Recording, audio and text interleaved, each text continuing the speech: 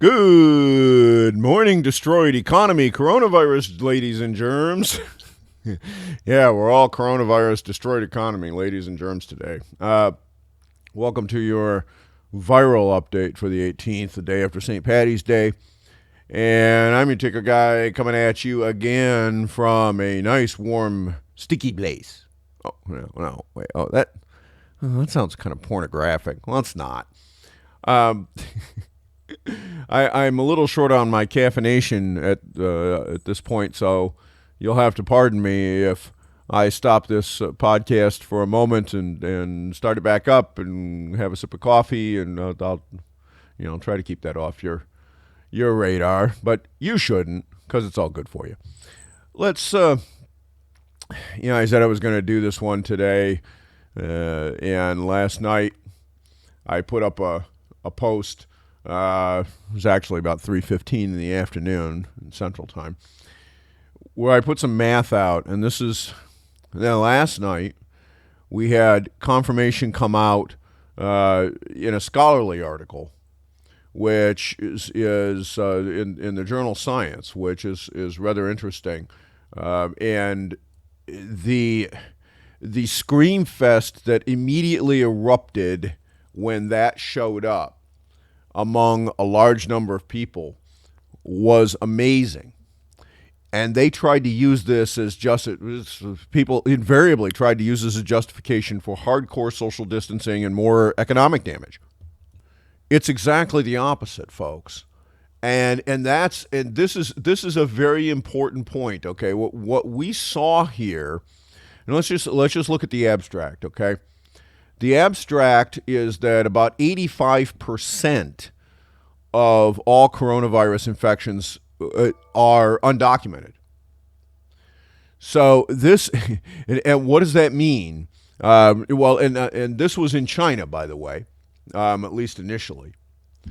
Well, that's pretty important. You may think it's not, but it's actually a critical piece of information. And the reason it's a critical piece of information is that if 85% of coronavirus infections are undocumented, then that means that 85% of them don't require medical intervention of any kind.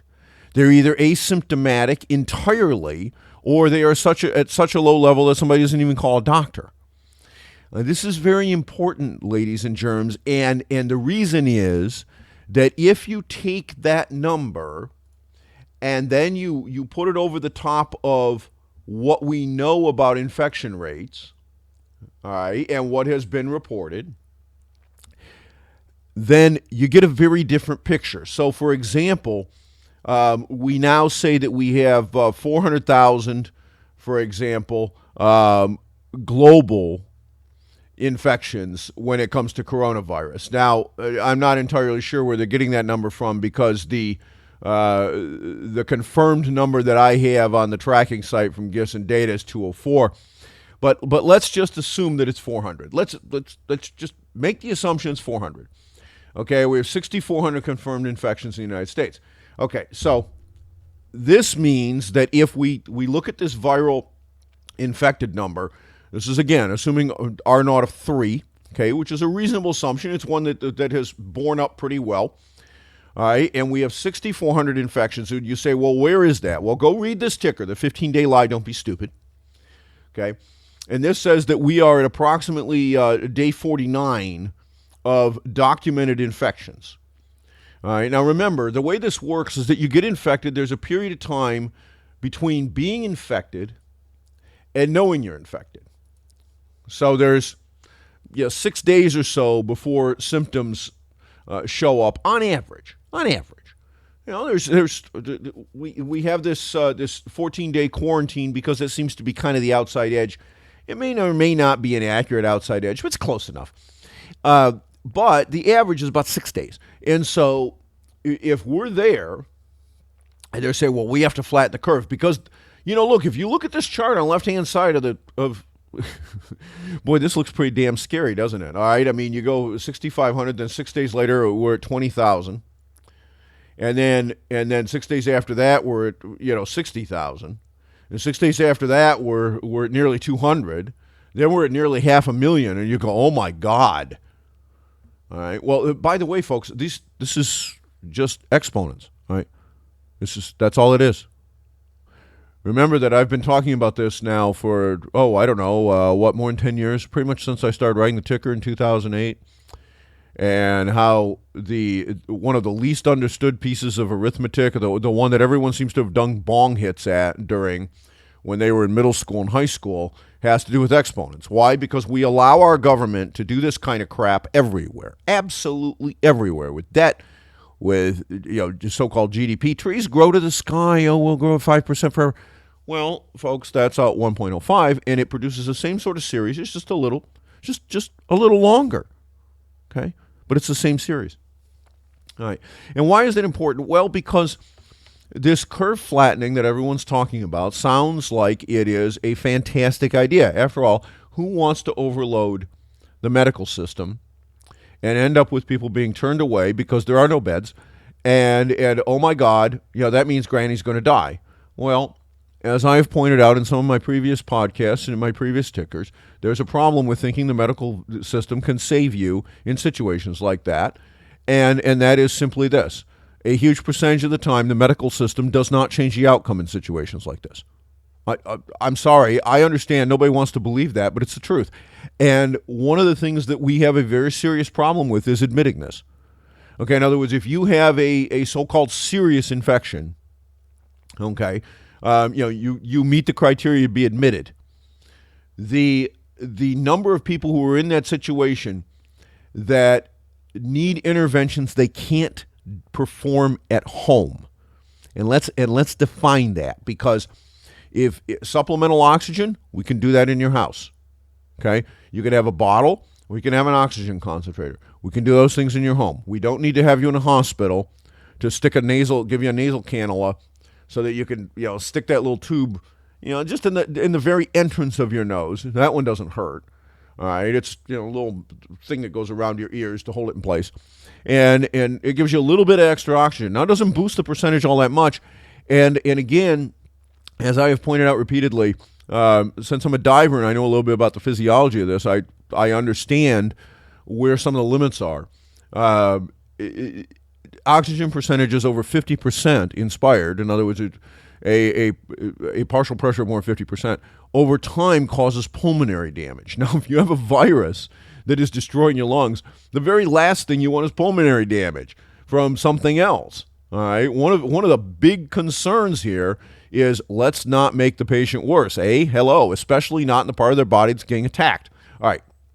So this is the thing, though, is that you have this this situation here.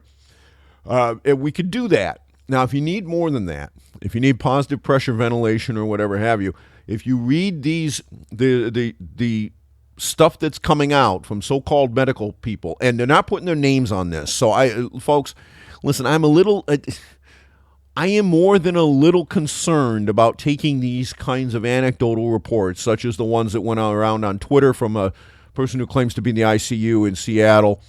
And these are being passed around and reported into the general population without knowing the person who's making the claims and knowing that they're real. All right. Without knowing those things, I'm very concerned about taking them as gospel because they may not be. All right. But one of the things that has come out of these things, and it's come out consistently enough that maybe it's true, is that if you are in a situation where they give you a positive ventilation mask, okay, so something sort of like what a CPAP does, but of course in the hospital they have much more sophisticated units than the little one that sits on your table, and essentially it's forced ventilation, but without the tube.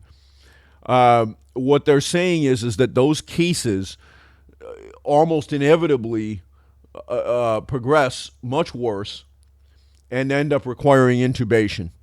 And so therefore, and here is the problem with intubating somebody that has had positive pressure vent without the tube, and that is if you get positive pressure into the stomach, which frequently happens, Okay, then when you go to intubate that person, you get a hell of a mess.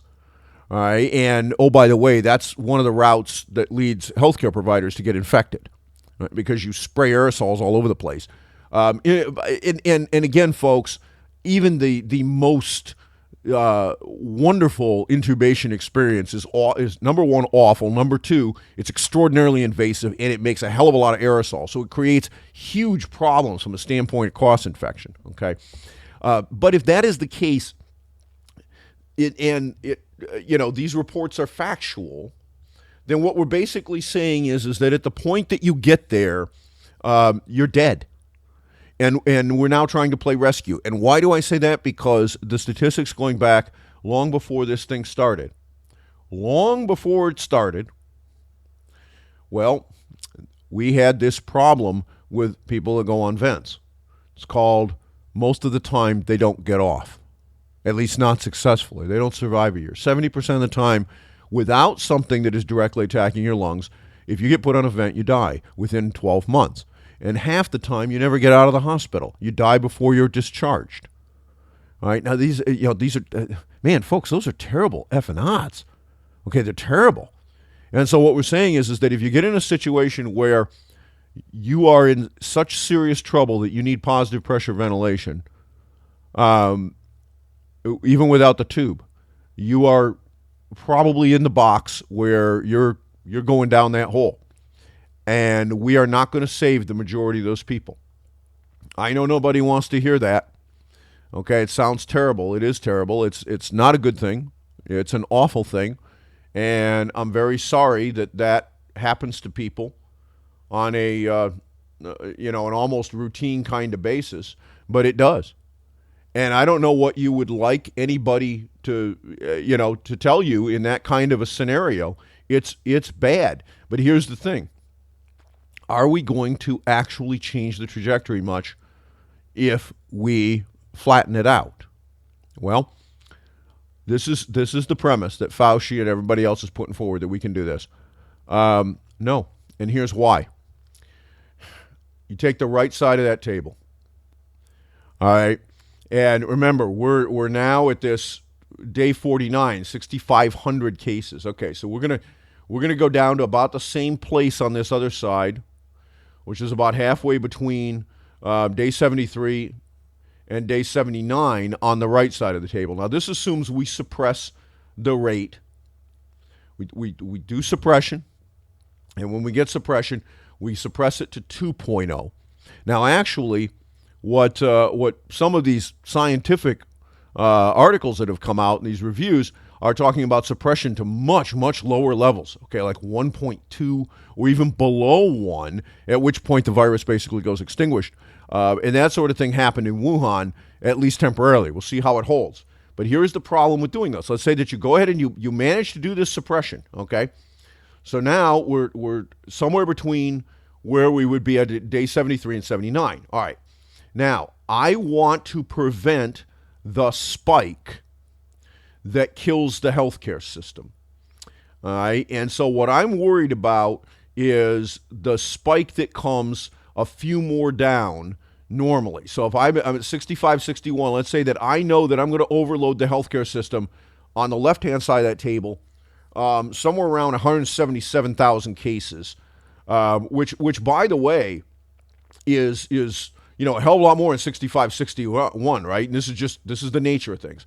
All right, now do I accomplish it? Well, here's the problem with this. All right, so what do? We do 6, 12, 18. All right, we go and we do this whole suppression thing, and we go all the way down, and we go 3 weeks into this, 4 weeks into this, right? And about 4 weeks into it, 30 days later, we overload anyway, because we crossed that 131,000 threshold on day 97. I'm sorry, on day 103. But realize what we did here. We took about a month of this so-called isolation policy, and it happened, and the overload happens anyway. Now, what if we get much more drastic with this, and we extend it out to the point that we managed to knock down R naught to lower than the seasonal flu. All right? In other words, we get really, really aggressive. We get down to about 1.2. Well, then we've got really serious problems because we're not talking about a month anymore. And that's where the issue comes in here, folks. How long do we have to go in order to prevent this spike from happening if we start there? Well, I wish there was some good news in this, but there's not. And the reason that there's not is that we're talking about roughly 6 to 9 months. And then the other problem is we haven't run out of reservoir. All right, so let's say that we go ahead and we suppress down to 1.3, and the medical system can handle that, all right, because although the honest truth is it can't. And why? Because what we said was that the overload is going to happen somewhere along the time frame when we're getting, 20, 30,000 cases a day, right? Well, the problem is that even if you manage to do this, even if you clamp it at 1.3, what ends up happening is that when you get to the point where, and you do this clamping at 1.3, okay, you're going to do this at we call that one day 0, and 2 months later we hit that overload point anyway. Now what are you going to do? Well, as you start to approach it, you're going to try to clamp down even more. And for how long are you going to maintain this?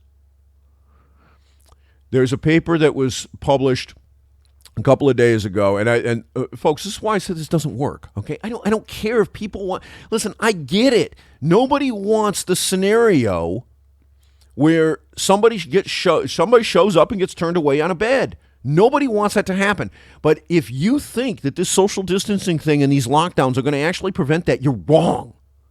The only thing that would prevent it would be a hard lockdown of the entire country or areas that is so severe that quite literally, if you leave your house, they shoot you. Or what they did in Wuhan, where they weld bars over people's doors.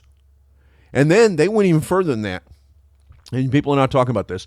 If you got tested in Wuhan and you were positive, you didn't get to go home. They didn't send you home and quarantine you in your house. What they did was they put you in a prison, that so-called new hospital. That was actually a prison. You notice they had bars in the windows, right? What do you call something with bars in the windows? That would be called a prison. Okay, the idea is you cannot leave. They forcibly prevent you from leaving. And they went to your house and welded bars over the doors. So your family can't leave.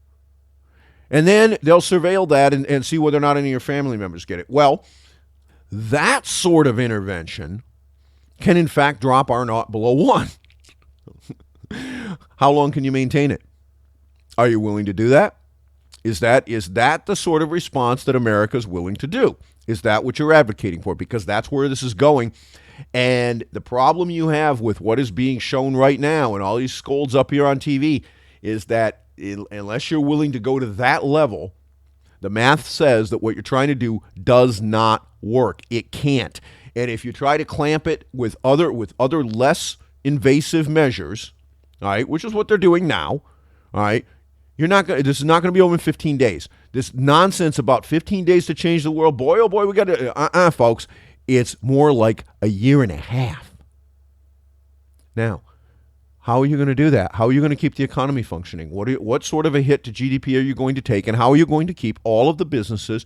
And remember, folks, you can say, well, we'll stop all evictions for not paying rent. Okay, what are you going to do about the person who has to pay property taxes on that piece of property? The landlord. The landlord has that he has a mortgage payment. Oh, we'll suspend the mortgage payment. Excuse me, somebody owns that mortgage. What does that person do? By the way, you want to know who one of the someones is that owns that mortgage? It's probably a pension fund. So what happens when your pension goes away? What happens? Do you ever think about this? Is this something that you just haven't you just haven't taken into account? For everybody that says, well, we'll just print the money, we'll just go ahead and send it. Where's it going to come from? What, this isn't going to be extraordinarily inflationary? This is going to destroy everybody. Listen, for the Scott Adams and the Hillary Duffs and all these other assholes out there who are saying, oh, yeah, this is what we have to do. We have to do. That's very nice. You know what? I'm in the category where I could do this, okay, because I have enough cash that I could survive this. I have enough cash and liquid assets. I could survive this. And they're not subject to the stock market crashing. So guess what? I would survive. I absolutely. I'm not going to tell you that I would like it. It would probably have a negative impact on my lifestyle, but I'd survive it. Most people would literally be in the damn street. What are you, over this? Are you crazy? You're going to destroy this? Because we have some people, most of them old, who are going to die in a few years. Some of them will get this disease and die. And so, and then you have the folks, oh, but we had all these people. We had people with no pre-existing conditions, and they showed up, and they were young, and they got, oh, my God, their lung scan was terrifying. No, really, no pre-existing conditions. Well, you know what? I would like to know age, sex, history of vaping, history of smoking. Could they produce 8 Mets worth of metabolic output? Is there some evidence that in fact would be the case? Or did they weigh 350 pounds? They're one of those social justice warriors, healthy at any size. Yes, everything is wonderful. I don't have any clinical indications. Oh, by the way, don't pay any attention to the uncontrolled diabetes. Well, is that a higher risk? Duh. Okay. But let's just say that at some point that, hey, the healthy 20-year-old track star shows up and gets a really severe case and dies. Well, guess what? Healthy 20-year-old track stars do occasionally have really bad things happen and up and die. It does happen. Folks, have you ever heard, just in the last year or two, we had a football player on our high school team. Didn't take a bad hit, didn't get a concussion, just literally fell over dead on the field. It happens. And to say, well, we have to, you can't have any bad outcomes among people who are young and have no folks, that is a completely stupid position. Stupid. And may I remind you that the American medical system kills 100,000 people a year in hospitals from hospital-acquired infections. 100,000. Now ask yourself, what if we were to say, okay, we're going to let the health system overload, and we're going to deal with the fact. Now remember, China, okay, did their massive thing, but how many people died in China? About 3,000. Okay, so we're going to let this thing run. We're not going to destroy our health system. We're not going to destroy our economy. But what we are going to do is we're going to tell people who are older and those who are at high risk. And, listen, we're going to be honest with people about what constitutes high risk. You're fat. You're diabetic. You have an underlying cardiopulmonary condition. I don't care what it is. I don't care if it's COPD, emphysema. It doesn't matter whether it's some smoking or anything else. It doesn't make any difference. If it's congenital, if it's just bad luck, you got a bad luck in the genetic lottery. Well, you know what? It doesn't matter because the virus doesn't care about your social justice warrior bullshit. Does not care. This is a virus. This is not a political discussion. It is an epidemiological discussion. It is a medical discussion. And the medical discussion is this. If you are at high risk, you must bug in and do everything in your power not to get this virus. Why? Because if you get it, there is a significant chance, depending on exactly how bad your comorbidities are, depending on age is a comorbidity, depending on exactly how bad they are, all right, if they are bad enough, you have a 5, 10, maybe 15% chance of dying. And therefore, you, not everybody else, you must bug in. Now, we're not going to make you bug in because that's un-American. But you should do it. And you should do it right now. And you should stay bugged in until one of two things happens. Either we reach effective penetration so that there are no huge community outbreaks. In other words, we get to the point that natural immunity has burned this thing out. Or we come up with a vaccine and you can be vaccinated. Now, the problem with the latter one is, as I've pointed out, in order to actually get to any kind of effective so-called herd immunity, you're going to need 66 to 70% coverage. And unfortunately, that is going to be several years down the road. And if you don't have it, if you get this virus, you're still at high risk. You're still going to have the same chance of dying, and it doesn't make any difference whether or not the medical system is overloaded or not. Now, would you have a better chance if the medical system wasn't overloaded? Yes, you would. However, for an awful lot of these people, it is not going to change the outcomes. And in an attempt to prevent the medical system from overloading, here are the rules. If you are at high risk, if you are over 65, if you have COPD, if you cannot demonstrate that you can perform athletically at a level of 8 METs or better, that, by the way, is sustained stair climbing, and you need a hospital bed for this virus, if there are not 150% of the number of hospital beds available that were necessary for treatment of this yesterday, you don't get it. End of discussion. You get turned away. Even though there are open beds, we turn you away. If you are not in that situation, if that is not your personal circumstance, then you get a bed. But if you are, you get turned away. And you say, well, you're a heartless bastard. No, I'm not. No, I'm not. The sad reality is that if you rush the hospital and you don't have it, you're odds on to get it.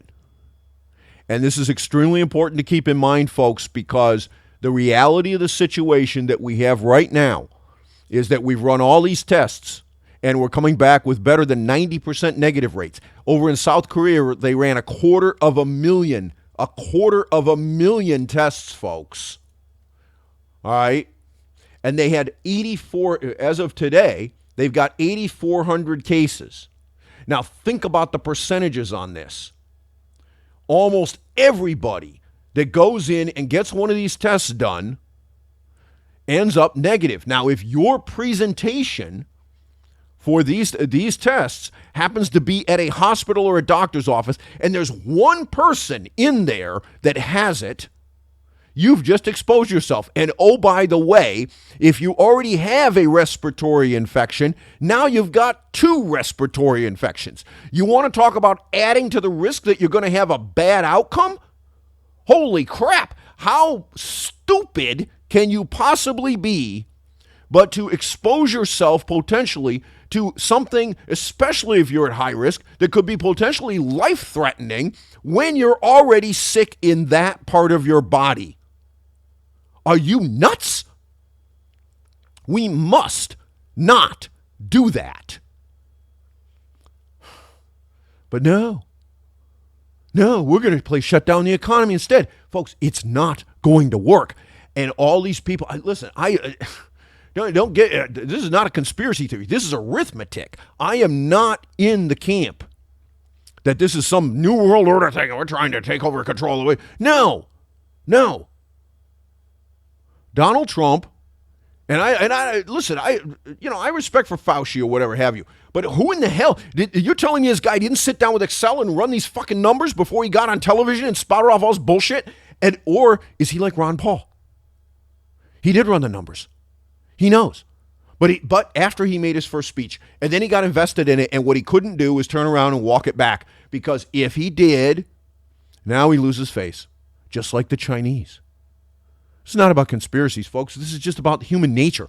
Nobody is going to stand up there with a white lab coat and say, well, this is what you have to do. And then 2 days later say, shit, I was wrong. See, that's the thing about me not being that guy, okay, is that I don't have that, it's why you're never going to hear me stand up and say, well, this is until I actually take a look at this. Let me put something else out here for you, all right? And that is that everyone that was screaming about this asymptomatic transmission and asymptomatic cases as being terrible, you're wrong. They're great. It is fantastic. Why? Because the more of that goes around in the community, the faster that community reaches the immunity percentage where the virus burns out. You can't transmit it to a person that's had it. And at least we don't think so. Now, we don't know how long that immunity lasts. And again, these are questions that science has yet to answer, but we will get those answers. And we desperately need them to know how this will play out in the future. We don't know. And then the next question, which comes up next, is, has China actually won, or when they relax the restrictions, is it going to come back? Well, you know what? We're not going to find out because they just threw out all the U.S. reporters, didn't they? What do they know that they're not telling us? We know that in December, one of the labs that originally figured out that this was a brand new virus and isolated it, they ordered them to destroy the samples and not report anything. We already know that. That's a fact. That was, all right. We also know that they silenced the doctor who originally identified this thing. Well, guess what, folks? Do you think that these communist jackasses are going to stop doing that shit? Well, they're still doing it, for crying out loud. They just threw out all the American-based reporters. Why? What do they know is coming? Well, I don't have any idea, but I'll tell you what. I bet it's not so good, and I bet it's not as simple as tit for tat, These guys don't want the truth reported out there. And here's the thing. Right? Oh, this is because Trump called it the China virus, right? That's what the left wants you to believe. It's because he was rude. Well, you know what? It is the China virus. If China hadn't suppressed and kept this under wraps, we might not be facing this problem right now. On the other hand, that might be a little bit of wishful thinking too. The Spanish flu, just call it that. Even though it didn't originate in Spain, that's where it was first identified. During the Spanish flu, there were an awful lot of people who thought that we could manage to control it and it wouldn't get into the United States, it wouldn't get into other areas. Well, guess what? It eventually got everywhere. And it did that even though we didn't have ships and planes that were, fast, okay? I mean, guys, during that period of time, there were no aircraft. There was no air travel. It didn't exist. Transatlantic airliners? No. Come on, you guys know better than that, right? You do have a calendar. You can look at history. Nonetheless, over the space of a couple of years, it got everywhere. And it was bad. And how did we finally knock it down? With sanitation, which is basically the same thing that we are doing here in America to a large degree. But are we going to prevent all transmission, especially in large cities? No, we're not. Not if we're going to have a normal, ordinary, everyday life. And so the question becomes this: if you're not going to do that, if you're not going to accomplish it, and if you look at these tables, and folks, if you don't like these, I'd be happy to put the formula up there so people can go ahead and reproduce this. It's not very hard. It takes 5 minutes with Excel. And then after you do that, okay, play with some R-naught numbers. What you think you can suppress it to. Tell me how long you got to hold the quarantines down and where you end up on the table when you drop the restrictions. And if you drop the restrictions and allow the virus to go back to R03, okay, if you do that any time before you reach about 30% herd immunity naturally, you haven't suppressed anything. The problem is, if you look at this table on the left side of that ticker, you'll see that 30% threshold gets reached right about the time that we get to the point that we're out of the series. In other words, saturation has been reached because the next transmission rate's negative, which of course can't happen. 109% immunity can't occur.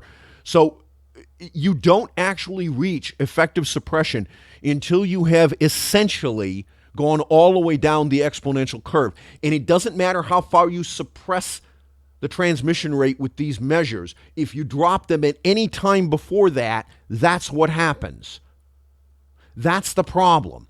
If you're worried about overloading the medical system at 177,000 cases, okay, we're getting 100,000 cases in a 6-day period. If that's the point at which the overload happens, you cannot avoid this by suppression, because as soon as you drop it, you're going to get that 100,000 spike 6 days later. It's going to happen. In fact, if you're far enough down the curve, it's going to be even worse.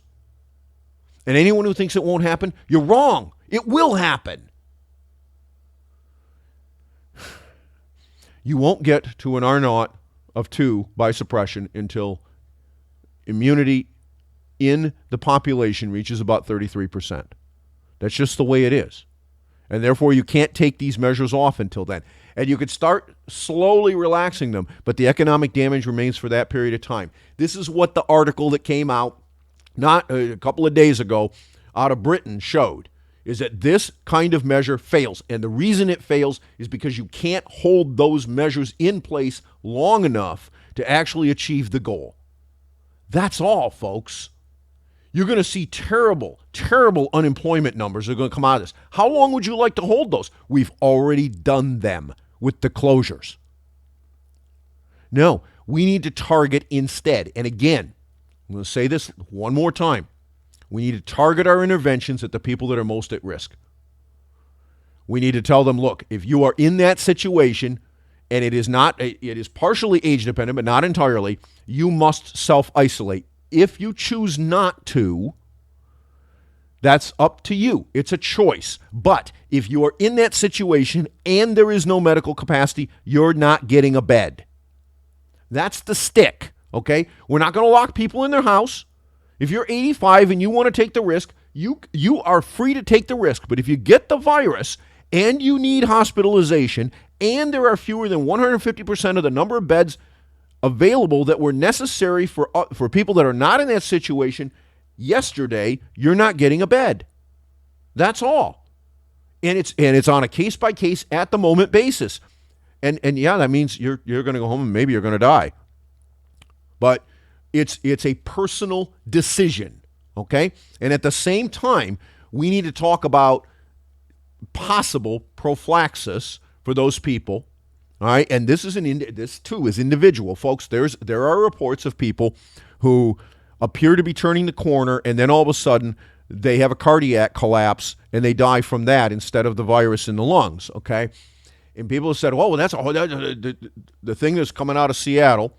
Noted this. All right, look, I don't know if the Seattle hospitals were using that chloroquine and other retroviral combination or not.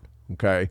However, one of the things that I have pointed out, not just in the blog, but also the people that have asked me privately, is, they're like, well, I can source this stuff from blah. I said, no, on your own, boy, you're nuts. There is a very well understood set of contraindications for that stuff. One of the problems with it is that it can cause what's called a prolonged QT interval. Okay, it's a cardiac thing. That is extremely dangerous. It can kill you. So this is why I cannot say, well, we should, employ widespread prophylaxis for everybody. We try to knock this thing down that way. I don't think so. I don't think that makes sense. I just don't think that makes sense. All right? You have to realize that this is not about that situation at all. All right, what this is those people who are most at risk are the ones where the interventions need to be targeted at. If you try to do it on a full, here it is, against everybody in the economy, what you do is destroy the economy and you don't stop the problem because you can't hold those interventions for that length of time in order to do it. I get it. Nobody wants to hear this. I get it. But look, math is not wrong. You cannot lock the economy down for 12 to 18 months, and that's what you're going to have to do. We're not going to have a vaccine in wide distribution where we can suppress this thing and get enough herd immunity to actually make a difference and get it administered into 200 million people in less than 3 to 5 years. That's just the way it is, folks. I don't care whether you like it that way or not. You can't give 200 million people a shot in a day. You can't do it. And that assumes you had the 200 million shots, which we don't even have phase 1 safety testing on at this point.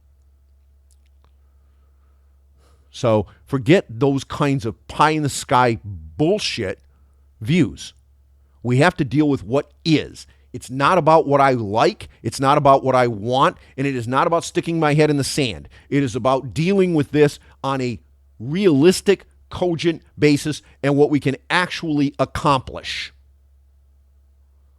That's the way it is. And does that mean we're going to have to tell some people that they voluntarily need to take a burden that other people don't because of their circumstances? Yep, it does. And because some of them will choose not to, we also have to tell them, if you choose not to, or if it fails, whether it's your fault or not, and there is not the capacity to deal with you, we're sorry, but you are not going to be the one that gets the interventions. And I wish there was a better answer to this problem, but there isn't. I'm your ticker guy, and that's how it is.